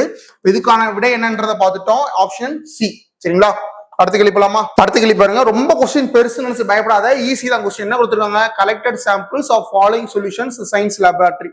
சயின்ஸ்ல தமிழ்ல வாசித்து பாருங்களேன். அறிவியல் ஆய்வகத்திலிருந்து சேகரிக்கப்பட்ட பின்வரும் கரைசல்களின் மாதிரிகளில் இருந்து சரியான அமிலம் மற்றும் காரம் ஜோடியை பின்வருமாறு வகைப்படுத்தலாம். சரிங்களா, சரியான என்ன இருந்திருக்கணும், அந்த இதுல அமிலம் இருந்திருக்கணும், காரம் இருந்திருக்கும், அவ்வளவுதான், ரெண்டே இருந்திருக்கணும், இருந்ததுதான் ஆப்ஷன். சரிங்களா, ஃபர்ஸ்ட் ஆப்ஷன் கொடுத்துருக்காங்க அசிட்டிக் அமிலம், இது என்னது அமிலம். ஓகேங்களா, அப்ப கரெக்ட். இன்னொன்னு என்ன இருக்கு, சோடியம் ஹைட்ராக்சைடு, அப்ப இது பேஸ். சரிங்களா, காரம், அப்ப கரெக்டா இருக்கு, ஆப்ஷன் ஏ போட்டலாம். ஏன் மற்ற ஆப்ஷன்லாம் வரல, நல்லா பாத்துக்கோ. மெக்னீசியம் ஹைட்ராக்சைடு எது கீழே வருது, அதுவும் பேஸ் தான். சரிங்களா, அதுவும் காரத்துக்குள்ள தான் வரும்.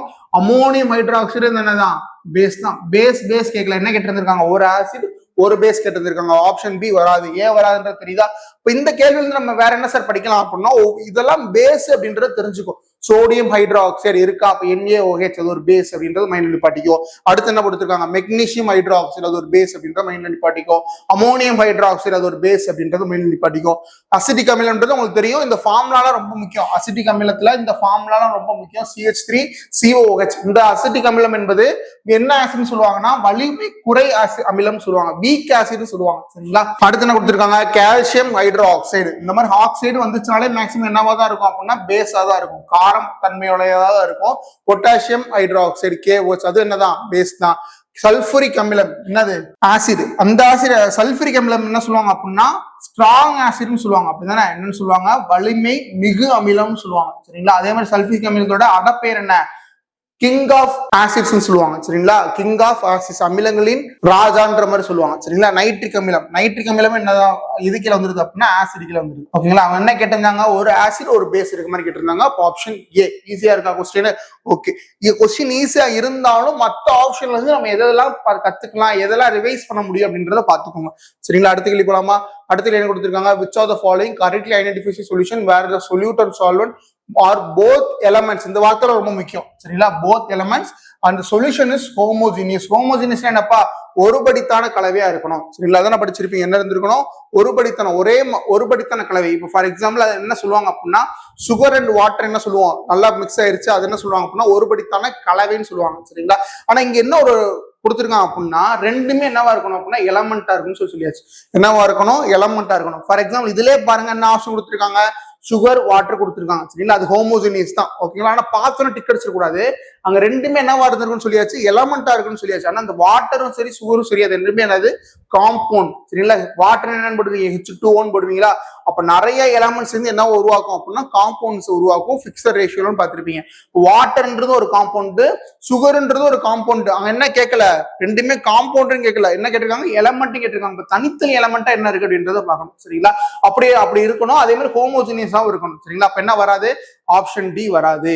ஓகே தானே, வெறும் ஹோமோஜினியஸ் மிக்சர்னு கேட்டிருந்தாங்க, நீ ஆப்ஷன் டி டிக் அடிச்சிருக்கலாம். இப்ப எலமெண்ட்டும் கொடுத்தனால அதை எலிமினேட் பண்றோம். இதெல்லாம் கொஞ்சம் கவனமா பார்க்க வேண்டிய பகுதி. அடுத்து என்ன கொடுத்துருக்காங்க, option A carbon dissolved in water. திருப்பி இந்த வாட்டர் இருந்துருச்சு, அப்ப என்ன காம்பவுண்ட், அப்ப ஆப்ஷன் ஏ வராது. அடுத்து என்ன கொடுத்துருக்காங்க, oxygen mixed with nitrogen air. Nitrogen கூட ஆக்சிஜன் மிக்சர் ஆயிருக்கு அப்படின்றாங்க. கரெக்ட் தான். சரிங்களா, நைட்ரஜன் ஒரு எலமெண்ட், ஆக்சிஜன் ஒரு எலமெண்ட், அது ரெண்டு மிக்ஸ் ஆயிருந்திருக்கு. அது எப்படிதான் இருக்கும் அப்படின்னா, ஹோமோஜினியஸ் மிக்சரா தான் இருக்கணும். அடுத்து இன்னொரு கொடுத்திருக்காங்க, iron fillings mixed with sulphur. Sulphur கூட அயன் ஃபில்லிங்ஸ் மிக்ஸ் ஆயிருக்குன்னு சொல்லி கொடுத்திருக்காங்க. சரிங்களா, சல்ஃபர் என்னன்னு போடுவீங்க, அது ஒரு தனி எலமெண்ட் தான். அயன் ஃபில்லிங் ஒரு தனி எலமெண்ட் தான். ஆனா அது ரெண்டையும் மிக்ஸ் பண்ணோம் அப்படின்னா ஒருபடித்தான் இருக்காது. அங்கங்க அந்த அயன் ஃபில்லிங் என்ன செய்யும் அப்படின்னா, கரையாம அங்கங்க திட்டா தெரியும். சரிங்களா, கொலாய்டல் மிக்சரா இருக்கும். கொஞ்ச நேரங்களுக்கு சஸ்பென்ஷனா மாறிய, அது ஹோமோஜினியஸா இருக்காது. புரிஞ்சுங்களா, ஏன் இந்த ஆப்ஷன்ல எலிமினேட் பண்றோன்ற புரியுதா? ஓகே, இப்போ விடை ஆப்ஷன் பி. ஓகேங்களா, அடுத்த கேள்வி போலாமா? அடுத்த கேள்வி என்ன கொடுத்துருக்காங்க பாருங்களேன், what happen when zinc reacts with hydrochloric acid. ஜிங்கோட ஹைட்ரோக்ளோரிக் ஆசிட் ரியாக்ட் ஆகும்போது என்ன நடக்குது அப்படின்னு கேட்டிருக்காங்க. சரிங்களா, அப்ப ஈக்குவேஷன்ல இந்த டைமிங் லைட்டா படிச்சு வச்சுக்கோ, எப்படி உருவாகுது அப்படின்றத. என்ன ஈக்குவேஷன் போடுவோம், ஜிங்க்னா Z10 போடுவோமா, பிளஸ் HCl which gives. ஜிங்க்ன்றது ஒரு மெட்டல். கரெக்டா, ஜிங்க்ன்றது ஒரு மெட்டல். அது என்ன செய்யுது அப்படின்னா, ஆசிட் கூட ரியாக்ட் ஆகுது. அப்ப நமக்கு என்ன ஃபார்ம் ஆயிருக்கும் அப்படின்னா, H2 கேஸ் ஃபார்ம் ஆயிருக்குன்றத படிச்சிருந்திருப்ப. இன்னொன்னு என்ன தெரிஞ்சுக்கோங்க அப்படின்னா, ஜிங்க்ன்றது ஹை ரியாக்டிவிட்டி சீரிஸ்ல கூடும். சரிங்களா, ரியாக்டிவிட்டி சீரிஸ்ல ஒரு தேர்ட் அல்லது ஃபோர்த்ல இருக்கிறது தான் ஜிங்க். கிட்டத்தட்ட மீடியம் ரியாக்டிவிட்டி சீரிஸ் வரைக்கும் இருக்கும். அப்ப இது எப்படி ஃபார்ம் ஆகும் அப்படின்னா, Z10Cl plus H2 அப்படின்றது வரும். சரிங்களா, கரெக்டா தானே, ஒரு ஆசிடும் ஒரு மெட்டலும் சேரும்போது H2 கேஸ் வரும் அப்படின்றது நமக்கு தெரிஞ்சிருக்கும். அதான் போட்டாச்சு. அப்ப மீதி என்னென்ன இருக்கு, Z10Cl இருக்கு, இங்க H2 வந்திருக்கா. அப்ப என்ன செய்யணும் அப்படின்னா, இதை நார்மலைஸ் பண்றோம், ஈக்குவல் பண்றோம், பேலன்சிங் ஆஃப் ஈக்குவேஷன் சொல்லுவாங்க. அப்ப இங்க 2HCl எடுத்துக்கிறோம், இங்க Cl2 அப்படின்றது இருக்கும். அப்ப இது என்னதுப்பா, இது ஒரு சால்ட் சரிங்களா. ஜிங்க் குளோரைடு அப்படின்றது ஒரு உப்பு பிளஸ் H2 கேஸ் நம்மளுக்கு கிடைச்சிருக்கு சரிங்களா. இப்ப என்ன கேட்டிருக்காங்க ஒவ்வொரு ஆப்ஷனா பாருங்க. துத்ததாகம் ஒடுக்கமடைகிறது, அதாவது ஜிங்க் இஸ் ரெடியூஸ்டு.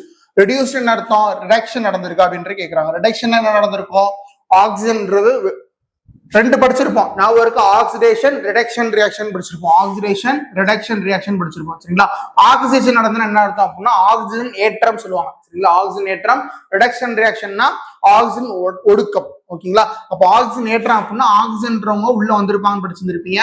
இப்போ ஆக்சிஜன் உள்ள வர்றாங்கன்னா வேற யாரெல்லாம் வெளியே போயிருந்திருப்பா, எலக்ட்ரான் வெளியே போகுன்றது படிச்சிருந்திருப்பீங்க. அதே மாதிரி ரிடக்ஷன் ஆக்சிஜன் ஒடுக்கம்னு என்ன அர்த்தம் அப்படின்னா ஆக்சிஜன் வெளியே போயிருச்சு அப்படின்னா யார் உள்ளவரும் படிச்சிருந்திருப்பீங்க, எலக்ட்ரான் உள்ளவரும் படிச்சிருந்திருப்பீங்க கரெக்டா. அப்ப அந்த ஜிங்க்ல என்ன நடந்திருக்கு பாப்போமா. இப்ப ஜிங்கோட அட்டாமி நம்பர் என்ன, ஜிங்கோட அட்டாமி நம்பர் 30 அப்படிதானே. ஜிங்கோட அட்டாமி நம்பர் என்ன 30 ஓகேங்களா. அப்ப எப்படி தேவை அதை பிரிச்சு எழுதுவோமா, ஸ்ட்ரக்சர் ஆஃப் வேலன்ஸ் எப்படி இருந்திருக்கும், 2, 8, தேர்ட் செல்ல 18 வரைக்கும் இருக்கும் கரெக்டா. அப்ப எத்தனை இருந்திருக்கும், 10, 18, 12 இருந்திருக்கும் அப்படிதான். 2, 18, 12 இருந்திருக்கும். இப்ப இதுல பாருங்க லாஸ்ட் செல்ல எத்தனை எலக்ட்ரான்ஸ் இருந்துச்சுன்னா ஸ்டேபிள் ஆகுன்னு படிச்சிருந்திருப்பீங்க.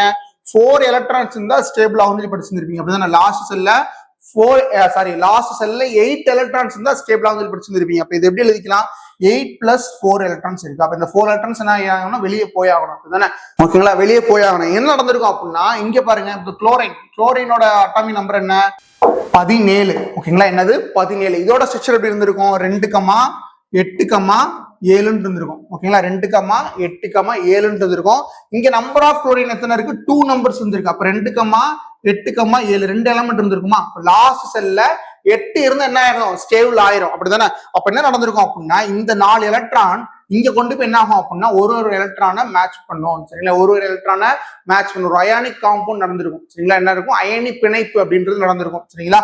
அயனிக் பாண்ட் நடந்திருக்கும். மீதி என்னென்ன இருக்கு, இன்னும் 2 எலக்ட்ரான் இருக்கு. அவன் எங்க போய் கொடுப்பான் அப்படின்னா அவங்க எங்க போய் பிணைப்பு உண்டாக்குவாங்க அப்படின்னாக்கா ஹைட்ரஜன் கூட போய் பிணைப்பு உண்டாக்குவாங்க. எங்க போய் பிணைப்பு உண்டாக்குறாங்க, ஹைட்ரஜன் கூட போய் பிணைப்பு உண்டாக்குறாங்க. அப்ப என்ன நடந்திருக்கு, எலக்ட்ரான் வெளியே போயிருக்கு சரிங்களா. எலக்ட்ரான் வெளியே போயிருந்தா என்ன சொல்லி படிச்சிட்டோம், ஆக்சிடேஷன் அப்படின்றத படிச்சிட்டோமா. எலக்ட்ரான் வெளியே போயிருந்தா என்னன்னு படிச்சிட்டோம், ஆக்சிடேஷன் நடந்திருக்கும் அப்படின்றத படிச்சிட்டோமா. அப்ப இதுக்கு ஒரு விட என்ன, zinc is oxidised. Zinc is oxidised, option C சரிங்களா. தெளிவா படிச்சுக்கோ.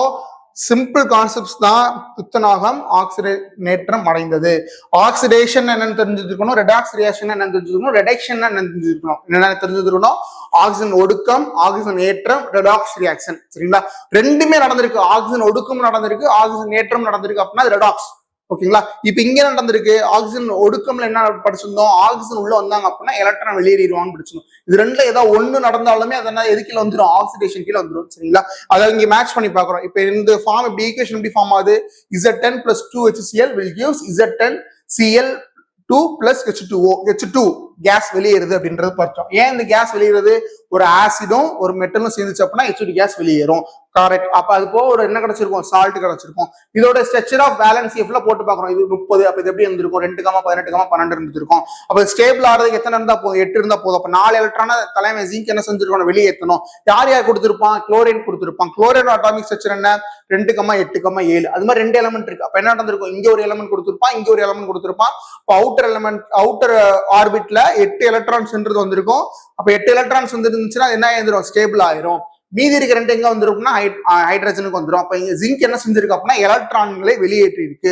எலக்ட்ரான் வெளியேறினா என்ன நடந்திருக்குன்னு சொல்லி படிச்சாச்சு, ஆக்சிடேஷன் நடந்திருக்கும் சொல்லி படிச்சாச்சு. அதான் இங்க போட்டிருக்கோம், துத்தநாகம் ஆக்சிடேஷன் அடைந்தது சரிங்களா. Zinc is oxidised. அடுத்த கேள்வி போலாமா. ஓகே, அடுத்த क्वेश्चन கொடுத்திருக்காங்க பாருங்க. which type of muscle is formed in the walls of internal organs like stomach and intestines? இறப்பை மற்றும் குடல் போன்ற உள்ளுறுப்பு சுவரில் எந்த வகையான தசையாய் காணப்படுகிறது. நம்ம லாஸ்ட் டெஸ்ட்ல ஒரு எக்ஸ்பிளனேஷன் படிச்சோம், ஞாபகம் இருக்கா. அதாவது வாலண்டரி மசில்ஸ்னா என்ன, இன்வாலண்டரி மசில்ஸ்னா என்ன, அதெல்லாம் எது கீழே வருது அப்படின்றது படிச்சோம் சரிங்களா. பார்க்காதவங்க போன டெஸ்டோட பார்த்துட்டு வந்துரு. தன்னிச்சை தசைகள், தன்னிச்சை அற்ற தசைகள் படிச்சோம் ஓகேங்களா. அப்ப தன்னிச்சை தசைகள் என்ன மசில், என்ன டைப் ஆஃப் மசிலாலா இருக்கும், தன்னிச்சை அற்ற மசில்ஸ் இருக்குல்ல, தசைகள் இருக்குல்ல, அது என்ன டைப்ல இருக்கும் அப்படின்னு சொல்லி படிச்சிருந்தோம். தன்னிச்சை அற்ற இவங்களாம் என்ன வந்துக்குள்ள வந்திருப்பாங்க, ஸ்டொமக் எவ்வளவு வேலை செய்யணும், இந்த சிறுகுடல் எவ்வளவு வேலை செய்யணும்னா என்ன செய்ய தேவையில்ல, நீ சொல்ல தேவையில்ல. அப்பெல்லாம் எதுக்குல வந்துருது அப்படின்னா இன்வாலன்ட்ரி மசில்ஸ் கீழே வந்துருது. சரிங்களா, இன்வாலன்ட்ரி தன்னிச்சையற்ற, சரிங்களா, தன்னிச்சையற்ற தசைகள் கீழே வந்துருது. அப்ப அந்த தன்னிச்சையற்ற தசைகள் எப்படி இருந்து படிச்சிருந்தோம் அப்படின்னா ஸ்மூத் மென் திசைகளா இருக்கும். என்னவா இருக்கும்? மென் திசைகளா இருக்கும். அப்போ ஆப்ஷன் பி. மித்த மூணுமே, சரிங்களா, மிச்சம் இருக்க மூணுமே எதுக்கில வந்துடும் அப்படின்னா வாலண்டரி மசில்ஸ்க்கே வந்துடும். சரிங்களா, தன்னிச்சை எதுக்கில வந்துருது? வாலண்டரி மசில்ஸ்க்கே வந்துருது. சரிங்களா, அடுத்து போலாமா? அடுத்த கேள்வி பாருங்க என்ன கொடுத்துருக்காங்கன்னு. What makes cartilage more flexible phone? சரிங்களா, கார்டிலேஜ் என்பது போனை விட ஏன் பிளெக்சிபிளா இருக்குன்னு கேட்டிருக்காங்க. கார்டிலேஜ் போனை எங்க இருக்குன்னு படிச்சிருந்திருப்போம். நம்ம எபிக்ளாட்டஸ் படிச்சிருந்திருப்போம்ல, தொண்டை குழியில உணவு குழாயையும் காற்று குழாயையும் ஒன்னா இருக்கும். அந்த இடத்துல பாதுகாக்கிறதுக்கு ஒண்ணு இருக்கும். சரிங்களா, உணவு பொருட்களை மூச்சு குழாய்க்குள்ள போகாம தடுக்கிறதுக்கு ஒரு எபிக்ளாட்டஸ்னு ஒரு இருக்குன்னு படிச்சிருந்திருப்பீங்க. அது ஏதாவது ஆனது அப்படின்னா அந்த கார்டிலேஜ் போனா ஆனது. கார்டிலேஜ் உடம்புல குருத்தெலும்புகள். சரிங்களா, அதே மாதிரி காதுல இருக்க போன்ஸ் என்ன எலும்பு அப்படின்னாக்கா குருத்தெலும்பு. இந்த குருத்தெலும்புக்கு என்ன ஒரு ஸ்பெஷல் அப்படின்னாக்கா அந்த எலும்பு வளைய தன்மை உடையதா இருக்கும். சரிங்களா, நம்ம நார்மலா இருக்க எலும்பு வளையிற தன்மை இல்லை. ஆனா அந்த குருத்தெலும்பு எப்படி இருக்கும் அப்படின்னா வளையும் தன்மை உடையதா இருக்கும். ஏன் வளைய தன்மை உடையதா இருக்கு அப்படின்னா அங்க ஒரு விதமான திரவம் என்பது ஃபில் ஆயிருக்கும். சரிங்களா, ஒரு திரவத்தால் ஆன எலும்பு அது. சரிங்களா, இப்ப பாருங்க ஆப்ஷன் என்னென்ன கொடுத்துருக்காங்கன்னு. It contains a matrix fluid with fat. என்ன கொடுத்துருக்காங்க? இது கொழுப்பு நிறைந்த ஒரு மேட்ரிக்ஸை கொண்டுள்ளது. அது கொழுப்பு நிறைந்த இல்ல மேட்ரிக்ஸ்ன்றது கரெக்ட். அதே மாதிரி அங்க ஒரு திரவம் இருக்குன்றதான் கரெக்ட் இல்லையா? அது கொழுப்பு நிறைந்ததாக இருக்காது. சரிங்களா, அப்ப ஆப்ஷன் ஏ வராது. அடுத்து என்ன கொடுத்துருக்காங்க? It joins muscle to bones. மசிலையும் போனையும் ஜாயின் பண்ணி கொடுத்துருக்காங்க. அப்படியே படிச்சிருப்போம். போனையும் ஜாயின் பண்றது லிகமெண்ட் படிச்சிருந்திருப்பீங்க. கரெக்டா? அதே மாதிரி மசில் டு போன் ஜாயின் பண்ணி டெண்டான்னு படிச்சிருப்பீங்க. யார் பண்ண மாட்டா? கார்ட்லேஜ் பண்ணாது. ஆப்ஷன் பி வராது. அடுத்து என்ன கொடுத்துருக்காங்க பாருங்க. It contains a fluid like matrix. Option C. சரிங்களா, இது திரவம் போன்ற ஒரு மேட்ரிக்ஸை கொண்டுள்ளது. போட்டலாமா? ஓகே, அடுத்த கேள்வி 18 கேள்வி என்ன கொடுத்துருக்காங்க பாருங்க. What will the distance time graph look like for an object moving with uniform speed? சரிங்களா, ஒரு கிராஃப் போடுறோம். அதுல என்ன கொடுத்துருக்காங்க அப்படின்னா இங்க டிஸ்டன்ஸ், இங்க டைம்னு போடுறோம். சரிங்களா, அது ஸ்பீட் எப்படி இருந்திருக்கு? யூனிஃபார்மா இருக்கு. யூனிஃபார்ம் ஸ்பீட் என்ன இருக்கும்? ஃபார் எக்ஸாம்பிள் இப்ப இங்க 5 செகண்ட் கொடுத்துருந்தோம் அப்படின்னா இங்க 10 மீட்டர் போயிருப்பாங்க. சரிங்களா, இங்க மீட்டர்ல இருக்கு, இங்க செகண்ட்ல இருக்குன்னு வச்சுக்கோங்களேன். இன்கேஸ் யூனிஃபார்ம் அடுத்து ஒரே ஸ்பீட்ல போயிருந்தா என்ன நடந்திருக்கும்? இங்க நமக்குள்ள 10 செகண்ட் கொடுத்துருந்தோம் அப்படின்னா என்ன ஸ்பீட்ல போயிருந்திருப்பாங்க? 20 மீட்டர்ல போயிருந்திருப்பாங்க. அப்படிதானே? திருப்பி என்ன நடந்திருக்கும்? இங்க 15 செகண்ட் கொடுத்துருந்தோம்னா இங்க 30 மீட்டர்ல போயிருந்திருப்பாங்க. அப்ப எப்படி நம்மளுக்கு கிராஃப் வருது? கனெக்ட் பண்ணும்போது ஒரு ஸ்ட்ரெயிட் லைன் கிராஃப் உண்டாகும். அப்படிதான் graph is in straight line தான் கொடுத்துருக்காங்க. என்ன கேட்டு கொடுத்துருக்காங்க? சீரான வேகத்தில் இயங்கும் ஒரு பொருளுக்கான தொலைவு கால வரைபடம் எவ்வாறு இருக்கும் அப்படின்னா ஒரு நேர்கோடு போல இருக்கும். சரிங்களா, ஆப்ஷன் பி. சரிங்களா, வரைபடம் ஒரு நேர்கோடாக இருக்கும். இதுக்கு மட்டும் தான் நான் கிராஃப் பார்க்கணுமா சார்? இல்ல, ஒரு சிலது கிராஃப் இருக்கு, அதை பார்த்து வச்சுக்கோங்க. சரிங்களா, இதை பாருங்களேன். ஸ்டேஷனரி பாடின்னு என்ன இருக்கும் அப்படின்னா ஒரு பொருள் நகராம அப்படியே இருக்குன்னு அர்த்தம். சரிங்களா, எவ்வளவு டைம் ஆனாலும் நகரவே இல்லை. அப்ப டைம் மட்டும் கூடிக்கிட்டே இருக்கு. ஆப்ஜெக்ட்ன்றது ஒரே பொருள் இருந்துச்சுன்னா அதோட லைன் இப்படி இருக்கும். சரிங்களா, அதை எப்படி சொல்லுவாங்க அப்படின்னா டைம் கீழே இருக்குல்ல டயத்துக்கு பேரலா இருக்கும் அப்படின்னு சொல்லுவாங்க. டைம் ஆக்சிஸுக்கு டைம் என்கிற நேர அச்சுக்கு இணையாக இருக்குன்னு சொல்லுவாங்க. சரிங்களா, நேர அச்சுக்கு இணையாக இருந்துச்சு அப்படின்னா ஸ்டேஷனரி இப்படி இந்த பொருள் நகரவே இல்லைன்னு அர்த்தம். சரிங்களா, யூனிஃபார்ம் மோஷனா இப்ப நம்ம பார்த்தது. சரிங்களா, அது எப்படி இருக்கு? ஸ்ட்ரெயிட் லைன் ஒரு ஆங்கிள் மேக் பண்ணி கரெக்டா ஸ்ட்ரெயிட் லைனா போயிடும். சரிங்களா, அடுத்து ஒண்ணு இருக்கு நான் யூனிஃபார்ம் மோஷனா இருக்கு அப்படின்னா 2 டயராம்ஸ் இருக்கு. சரிங்களா, நான் யூனிஃபார்ம் மோஷன்ல என்ன நடந்திருக்கு? ஸ்பீடு அப்போ நான் யூனிஃபார்மான என்ன மைண்டுக்கு வந்துடும்? ஸ்பீடு கூட குறைய போயிட்டே இருக்குன்னு அர்த்தம். அப்படிதானே? ஸ்பீடு கூட போய் கூடிக்கிட்டே இருக்கு அப்படின்னா ஒரு டயராம் இருக்கு. ஸ்பீடு குறைஞ்சிட்டே இருந்தா டயராம் இருக்கு. சரிங்களா, ஸ்பீடு கூடிக்கிட்டே இருந்துச்சு அப்படின்னா அதோட கர்வ் எப்படி இருக்கும் அப்படின்னா யூ ஷேப்ல இருக்கும். சரிங்களா, இப்படி இருந்திருக்கும். கர்வ்டு இன்வெர்ட்ஸ் சொல்லுவாங்க. கர்வ்டு இன்வெர்ட்ஸ் சொல்லுவாங்க. அதே இது ஸ்பீடு குறைஞ்சிட்டே இருந்துச்சு அப்படின்னா கர்வ்டு அவுட்வர்ட்ஸ். சரிங்களா, இங்க ஆரம்பிச்சிருக்கோம். ஃபர்ஸ்ட் பாயிண்ட் எங்க ஆரம்பிச்சிருக்கோம்? இங்க ஆரம்பிச்சிருக்கோம். Curved outwards. ஓகேங்களா, ஃபர்ஸ்ட் பாயிண்ட் இங்க தான் ஆரம்பிக்கும். கர்வ்டு அவுட்வர்ட்ஸ் சொல்லுவாங்க. புரிஞ்சா என்னன்னு? ஓகேங்களா, இந்த கிராஃப் எல்லாம் பார்த்து வச்சுக்கோங்க. அடுத்து போலாமா? அடுத்த என்ன கொடுத்துருக்காங்க பாருங்க. ஒரு முக்கோண வடிவ கண்ணாடி பட்டகத்தில் பின்வருற்றுள் எவை உள்ளன? ஒரு முக்கோண கண்ணாடி பட்டகம்னா ஒரு பிரிசம். சரிங்களா, ஒரு பிரிசம்ல எத்தனை ட்ரையாங்குலர் பார்ட் இருக்கு, எத்தனை ரெக்டாங்குலர் பார்ட் இருக்குன்னு கேட்டிருக்காங்க. சரிங்களா, அப்ப பாருங்க இது ஒரு ட்ரையாங்குலர் போர்ஷன். அப்படிதானே? இது ஒரு ட்ரையாங்குலர் போர்ஷன். இதே மாதிரி என்ன நடந்திருக்கும்? எங்க இருக்கும் அப்படின்னா ஒரு பேக் சைட்ல இருக்கும். அப்படிதானே? அப்ப 2 ட்ரையாங்குலர் போர்ஷன் இருக்கும். இது போக இது என்ன போர்ஷன் அப்படின்னாக்கா ஒரு ரெக்டாங்குலர் போர்ஷன். அப்படிதானே? செவ்வக அமைப்பு. அப்ப இந்த மாதிரி ரெக்டாங்குலர் போர்ஷன் எத்தனை இருக்கும் அப்படின்னாக்கா 3 ரெக்டாங்குலர் போர்ஷன் இருக்கும். கரெக்டா? அவ்வளவுதான் கேள்வி கேட்டிருக்காங்க. சரிங்களா, கேள்வி பார்த்தோன்னு பயந்து போயிருவோம்னா புரியுதுங்களா? 2 பேஸ்ல என்ன இருந்திருக்கும் அப்படின்னா ஒரு ட்ரையாங்குலர் போர்ஷன் இருக்கும். லேட்டரல் ஃபேஸ்ல பக்கத்துல ஃபுல்லா என்ன இருந்திருக்கும் அப்படின்னா ரெக்டாங்குலர் ஃபேஸ் இருந்திருக்கும். சரிங்களா, அப்ப இதுதான் இங்க கேள்வி கேட்டு இருந்திருக்காங்க. அதுக்கு ஆன்சர் என்னவா இருந்திருக்கும்? 2 triangular base and 3 rectangular surface. Option C. சரிங்களா, 2 முக்கோண வடிவம் அடிப்பகுதிகள் மற்றும் 3 செவ்வக வடிவ பக்க பரப்புகள். லேட்டரல்னா பக்கம். Option C. அடுத்த கேள்வி போலாமா? அடுத்த கேள்வி என்ன கொடுத்திருக்காங்க பாருங்களேன். a force of 50 Newton acts perpendicular to the surface. சரிங்களா, ஒரு சர்ஃபேஸ் இருக்கு, அந்த சர்ஃபேஸ் மேல பெர்பெண்டிகுலரா ஒரு ஃபோர்ஸ் ஆக்ட் ஆகுது அப்படின்னா என்ன அர்த்தம் அப்படின்னா கரெக்டா 90 டிகிரி ஃபார்ம் ஆகுதுன்னு அர்த்தம். சரிங்களா, எப்படி என்ன அர்த்தம்? கரெக்டா 90 டிகிரி ஃபார்ம் ஆகுதுன்னு அர்த்தம். சரிங்களா, 90 டிகிரி ஃபார்ம் ஆச்சுன்னா அப்பதான் பெர்பெண்டிகுலர்னு சொல்லுவோம். அந்த மாதிரி 90 டிகிரி ஃபார்ம் ஆகுதுல ஒரு ஃபோர்ஸ் ஆக்ட் ஆகுதுன்னா என்ன சொல்லுவாங்க அப்படின்னா த்ரஸ்ட்னு சொல்லுவாங்க. என்னன்னு சொல்லுவாங்க? த்ரஸ்ட்னு சொல்லுவாங்க. சரிங்களா, தமிழ்ல உந்து விசை. என்ன விசை? உந்து விசைன்னு சொல்றாங்க. சரிங்களா, ஓகே. அடுத்து என்ன கொடுத்துருக்காங்க? What are the values of thrust and pressure exerted on the surface. சரிங்களா, அந்த த்ரஸ்ட் எவ்வளவு இருக்கு, அந்த பிரஷர் அந்த சர்ஃபேஸ் மேல் பரப்பு மேல இந்த அழுத்தம் எவ்வளவு இருக்கு அப்படின்றது கேள்வி. இப்பயே உனக்கு என்ன சொல்லியாச்சு, எவ்வளவு ஃபோர்ஸ் செலுத்தப்படுதோ அது செங்குத்தா இருந்துச்சுன்னா அந்த ஃபோர்ஸ் தான் த்ரஸ்ட்னு சொல்லியாச்சு. அப்படிதானே? அப்ப இந்த 50 நியூட்டன் எது கீழே வந்துடும்? த்ரஸ்ட் கீழே வந்துடும். ஃபர்ஸ்ட் கொஸ்டின் வச்சு கண்டுபிடிச்சாச்சு, த்ரஸ்ட் எவ்வளவு கண்டுபிடிச்சாச்சு? 50 நியூட்டன். பிரஷர் எப்படி கண்டுபிடிப்போம்? பிரஷர் ஈக்குவல் டு ஃபார்முலா என்ன? பிரஷர் ஈக்குவல் டு ஃபார்முலா என்ன போடுவோம்? Pressure equal to force by ஏரியான்னு போடுவோம். அப்படிதானே? விசை பை பரப்பளவுன்னு போடுவீங்க. கரெக்டா? இங்க பரப்பளவு கொடுத்திருக்காங்க. அந்த நடை எவ்வளவு பரப்பளவு கொடுத்திருக்காங்க அப்படின்னா 0.1 மீட்டர் ஸ்கொயர் பரப்பளவு கொடுத்திருக்காங்களா? அப்படியே அப்ளை பண்ணிடலாமா? ஃபோர்ஸ் எவ்வளவு இருந்துச்சு? 50 டிவைடட் பை 0.1. கரெக்டா? அப்ப 50 டிவைடட் பை 1/10 இருந்திருக்கும். இந்த 10 மேல வந்துடும். அப்ப எவ்வளவு பிரஷர் இருந்திருக்கும்?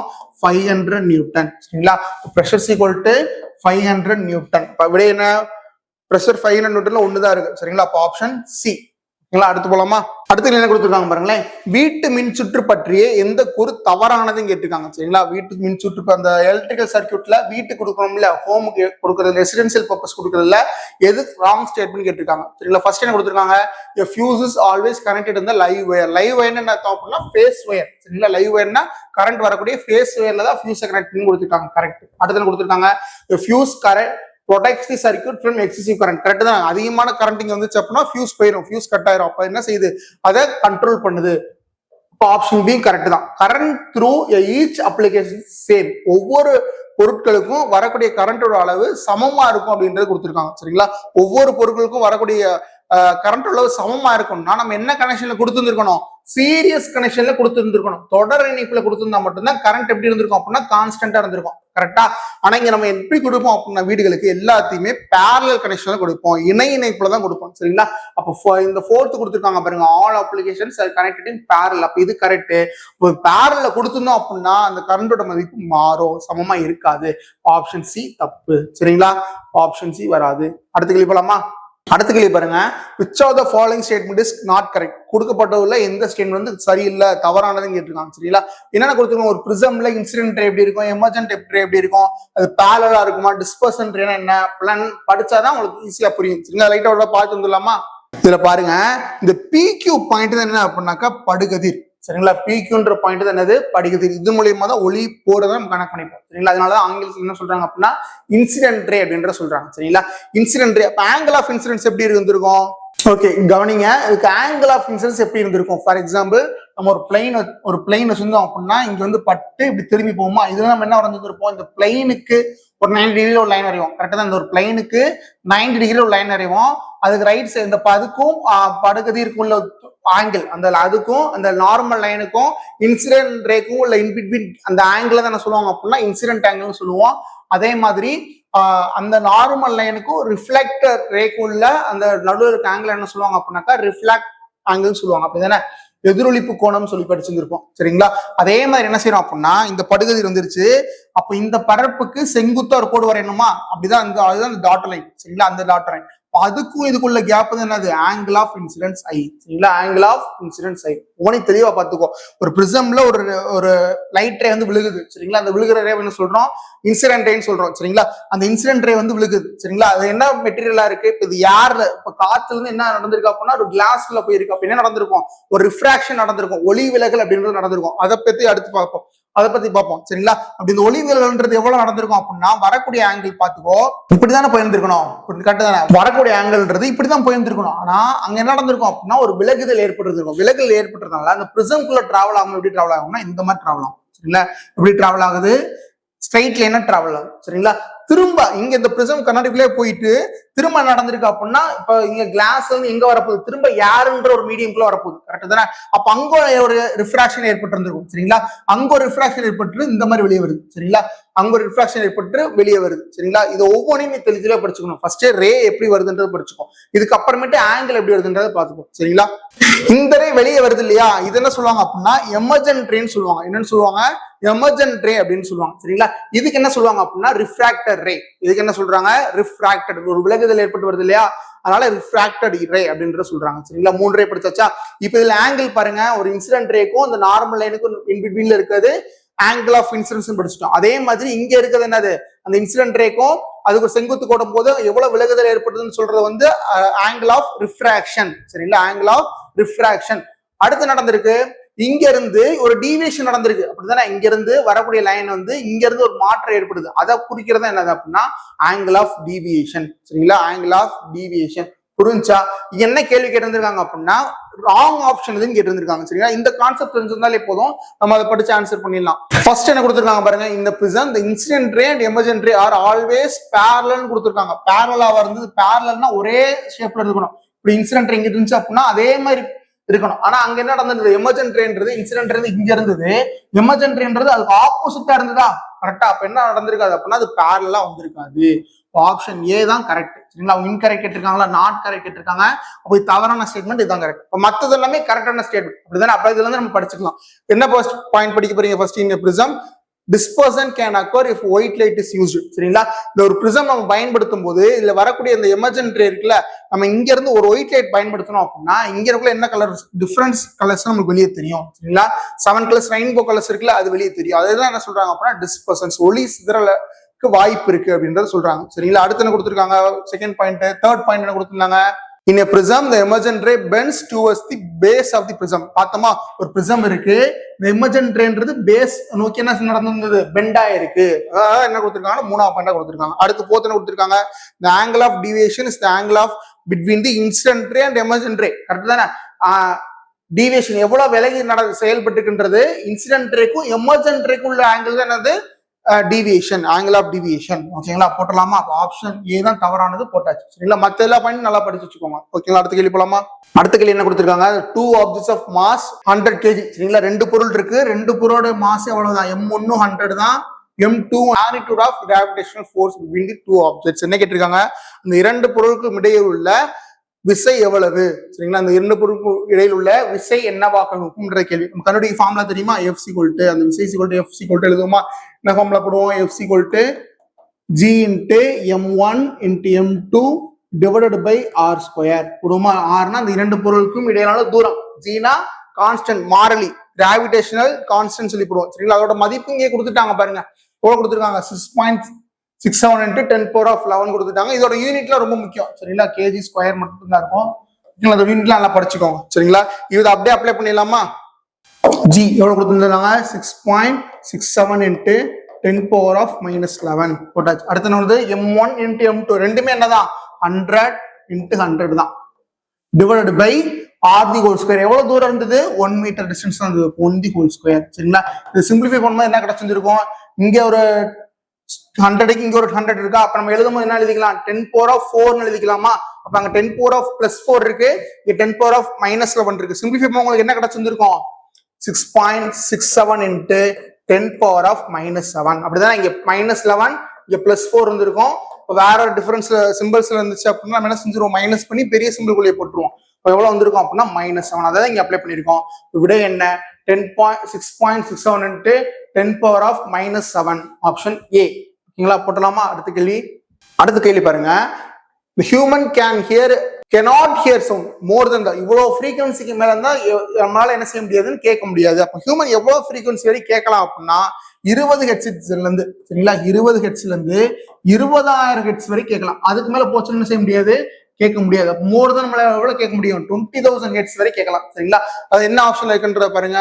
இங்க என்ன கொடுத்துருக்காங்கன்னா கே அப்படின்னு கொடுத்துருக்காங்க. கேன்னு அர்த்தம் கிலோன்னு அர்த்தம். சரிங்களா? அப்ப × 10⁻³ நம்ம போட்டுக்கணும். சரிங்களா? ஃபார் எக்ஸாம்பிள் இங்க 2 × 10⁻³ எவ்வளவு வரும்? 2000 ஹெர்ட்ஸ்னு வரும். கரெக்டா? 2000 ஹெர்ட்ஸ்னு வரும். அதே மாதிரி இங்க எவ்வளவு கொடுத்துருக்காங்க? 20k ஹெர்ட்ஸ்னு கொடுத்துருக்காங்களா? அப்ப என்ன வந்திருக்கும்? 20 × 10 power of 3 ஹெட்ஸ் இருக்கும். அது எப்படி எழுதிப்போம் அப்படின்னா 20,000 ஹெட்ஸ் எழுதிப்போம். அப்போ ஆப்ஷன் வந்துருச்சா? புரியுதா? அப்போ ஆப்ஷன் இல்லைன்னு பார்க்க கூடாது, சின்ன ட்விஸ்ட் வச்சு கொடுத்துருக்காங்க. கரெக்டாக தான். நம்மளால எவ்வளவு கேட்க முடியும் அப்படின்னா 20ல இருந்து 20,000 வரை கேட்க முடியும். சரிங்களா? 20,000 அதிகமா கேட்க முடியாது, 20,000 குறைஞ்சு கேட்க முடியாது. இங்க என்ன கேட்டிருக்காங்க? மோர் தென் கேட்டிருக்காங்க. ஆன்சர் என்ன அப்படின்னாக்கா 20,000 heads. Option C. Last question பாருங்க என்ன கொடுத்துருக்காங்க. அந்த train starts from the rest and என்ன நடந்திருக்கான்? ஒரு ட்ரெயின்ன்றது ஒரு ஓய்வுல இருந்து ஆரம்பிச்சிருக்கு. ஓய்வுல இருந்து ஆரம்பிக்குதுன்னா அதோட ஆரம்ப திசைவேகம் என்னன்னு படிச்சிருக்கோம்? 0 போடுன்னு படிச்சிருக்கோமா? அப்ப u = 0 metre per second. Okay, இப்போ என்ன ஸ்பீட்ல போயிட்டு இருக்கு? Reaches a velocity of 36 kilometre per hour. சரிங்களா? நம்ம என்ன யூனிட் தான் யூஸ் பண்ணுவோம்? எல்லாமே மீட்டர் per செகண்ட் தான் யூஸ் பண்ணுவோம். அப்படியே மாத்திடுவோம். சரிங்களா? இப்போ என்ன யூனிட்? இப்போ ஸ்பீட் என்னது? 36 கிலோமீட்டர் per hourல போயிட்டு இருக்கு. நம்ம என்ன மாத்திடுவோம்? Metre per செகண்டா மாத்திடுவோம். மாத்திடலாமா? அப்ப மீட்டர் per செகண்டா மாத்தணும்னா இன்ட்டு 5/18 போடுவோம். அப்படிதானே? அப்போ 1 2 வந்திருக்கும். என்ன விடை வந்திருக்கும்னா 10 மீட்டர் per செகண்ட் வந்திருக்கும். சரி, அடுத்த கிவன் டேட் என்ன கொடுத்துருக்காங்க? சீரான முடுக்கத்துடன் 3 நிமிடங்களில் எத்தனை நிமிஷம் ஆயிருக்கு? இப்போ 0ல இருக்கு ஸ்பீடு, கொஞ்சம் அப்படியே ஸ்டார்ட் பண்றாங்க. ஒரு 3 நிமிஷத்துல என்ன ஸ்பீட் வந்துருச்சு அப்படின்னாக்கா 10 மீட்டர் per செகண்ட் வந்துருச்சு. அப்ப எவ்வளவு டைம் எடுத்துக்குது அப்படின்னா 3 மினிட்ஸ். 3 மினிட்ஸ்னா செகண்ட்ல எழுதும்போது எத்தனை போட்டிருப்போம்? 3 × 16 போடுவோம். அப்போ 180 செகண்ட்ஸ். கரெக்டா? ஓகே, அடுத்து என்ன கேட்டிருக்காங்க? இவ்வளவு தூரம் டைம் எடுத்துருக்கலப்பா, அப்ப எவ்வளவு டிஸ்டன்ஸ் டிராவல் பண்ணிருக்கோம்? கேள்வி புரிஞ்சிச்சா? இப்ப இங்க ஒரு ட்ரெயின் இருக்கு. அப்ப 0 மீட்டர் per செகண்ட் ஓய்வு நிலையில இருக்கு. சரிங்களா? ஒரு 3 நிமிஷத்துல என்ன ஸ்பீடு வந்து அட்டன் ஆயிடுச்சு அப்படின்னா 10 மீட்டர் per செகண்ட் அட்டன் ஆயிருச்சு. சரிங்களா? அப்ப அது எவ்வளவு தூரம் கடந்து வந்திருக்கும்? அது கேள்வி. எவ்வளவு தூரம் கடந்து வந்திருக்கும்? நமக்கு ஃபார்முலா தெரியும். என்ன ஃபார்முலா தெரியும்? S = என்ன ஃபார்முலா விடுவோம்? S = ut plus half into at square. Note பண்ணுவோமா? இந்த ஃபார்முலா போடலாம், அல்லது v square = u square minus 2as போடலாம். ரெண்டுல எதனால நீங்க அப்ளை பண்ணி கண்டுபிடிக்கலாம். சரிங்களா? கரெக்டான விடை தான் வரும். இப்போ இதுல பாருங்க, ரெண்டுமே அப்ளை பண்ணாலும் நமக்கு என்ன தெரிஞ்சிருக்கணும் அப்படின்னா இந்த a கொடுக்கப்பட்ட முடுக்கம் எவ்வளவுன்னு சொல்லி தெரிஞ்சிருக்கணும். அப்பதான் இந்த ஃபார்முலா யூஸ் பண்ண முடியும். அப்ப முடுக்கத்துக்குரிய ஃபார்முலா என்ன? a = b minus u divided by t. கரெக்டா? v minus u divided by t. சரிங்களா? இறுதி நிலை திசைவேகம் மைனஸ் தொடக்க நிலை திசைவேகம் டிவைட் பை எடுத்துக்கொண்ட நேரம். போட்டலாமா? இதை கண்டுபிடிச்சலாமா? இறுதி திசைவேகம் எவ்வளவு போட்டிருக்கீங்க? 10. 10 minus 0 divided by டைம் எவ்வளவு எடுத்துக்கிச்சு? 180 செகண்ட்ஸ். அப்படி என்ன போடும்போது 1 divided by 18 வந்திருக்கும். கரெக்டா? இதை அப்படியே அப்ளை பண்ணிடலாமா? எஸ். எஸ்ன்னு என்ன அர்த்தம் அப்படின்னா டிஸ்பிளேஸ்மெண்ட், எவ்வளவு தூரம் இடப்பெயர்ச்சி நடந்திருக்காதா எஸ்ன்னு சொல்லுவோம். சரிங்களா? இப்போ u நம்மளுக்கு ஆரம்ப நிலை திசைவேகம் 0. சரிங்களா? அப்ப u × t 180. அப்ப இந்த ஃபுல் டேர்ம் 0 ஆயிரும். அப்படிதானே? பிளஸ் half into எவ்வளவு முடுக்கத்துல போயிருந்திருக்கு? 1/18 இன்ட்டு எவ்வளவு டயத்துல போயிருந்து எடுத்துருக்கு? எவ்வளவு டைம் எடுத்திருக்கு? 180 செகண்ட்ஸ். அப்ப ஸ்கொயர்ல போடும்போது 180 × 118 போடுவோம். கரெக்டா? அதாவது சிம்பிளிஃபை பண்ணும்போது என்ன ஆன்சர் வந்துரும்? இங்க 1 இங்க 10 வந்துரும். அதே மாதிரி இங்க 2 செக்யூர் பண்ணோம்னா இங்க 90 வந்துரும். கரெக்டா? என்ன இந்த ஃபுல் டேர்ம் 0 ஆயிரும். 0 + 900 இருக்கும். அப்ப ஆன்சர் என்ன? 900 meters. சரிங்களா? ஆன்சர் என்ன? 900 meters. Option B. சரிங்களா? Option B. ஓகேங்களா? இன்னைக்கு பார்த்த டெஸ்ட் ரொம்ப ஈஸியா தான் இருந்திருக்கும். உங்களுக்கு யூஸ்ஃபுல்லா இருக்கும்னு நினைக்கிறேன். திரும்ப எல்லாத்தையும் செக் பண்ணி பாருங்க, போட்டு பாருங்க. சம்ஸ் எல்லாம் எப்படி செய்யுங்க அப்படின்னா பார்க்கறதோடு இல்லாம ரிவைஸ் பண்ணி பாருங்க. சம்ஸ் எல்லாம் பிராக்டிஸ் பண்ணி பாருங்க. உங்களுக்கு வேற ஏதாவது டவுட்ஸ் இருந்துச்சு அப்படின்னா கீழே கமெண்ட் செக்ஷன்ல சொல்லுங்க. தேங்க்யூ.